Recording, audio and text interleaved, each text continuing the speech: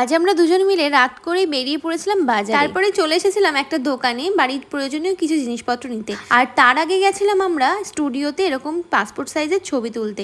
আর হ্যাঁ, আজকে কিন্তু আমি নেলস করেছি, তাই তোমাদেরকে একটু দেখাই।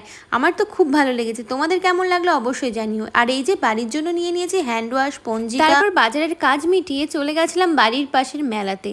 অনেক দিন হয়ে গেছে মেলাতে যাওয়া হয় না। এসে দেখছি এখানে বাউল গান হচ্ছে। এবার চলো খাওয়া দাওয়া করার পালা। আর এই দেখো প্রথমেই চলে এলাম ঘুগনির দোকানে। আমি যেহেতু ঘুগনি খাই না, তাই বসে বসে হাঁ করে তাকিয়ে তাকিয়ে দেখছিলাম।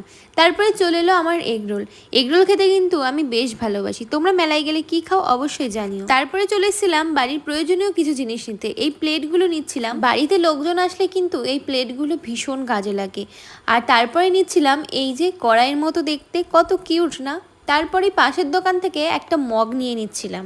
তারপরেই নিয়ে নিচ্ছিলাম একটা বালতি আর মগ। বিয়ের পর এমন একটা হ্যাবিট হয়ে গেছে যে বাজারে বা মেলায় গেলে যেগুলো যেগুলো বাড়ির প্রয়োজনীয় জিনিস সেগুলোই নিতে ইচ্ছা করে। তারপরে চলে এসেছিলাম বাদাম কিনতে।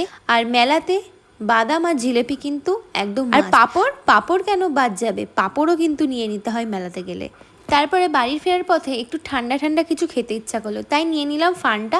আর এইগুলো রিমঝিম, এগুলো আমি আগে কখনোই খাইনি, প্রথমবার ট্রাই করলাম। আর তারপরেই চলে এসেছিলাম আইসক্রিম খেতে। অরুণের আইসক্রিম দেখে আমি আর সামলাতে পারলাম না নিজেকে, অনেকগুলো আইসক্রিম নিয়ে নিলাম বাড়ির জন্য।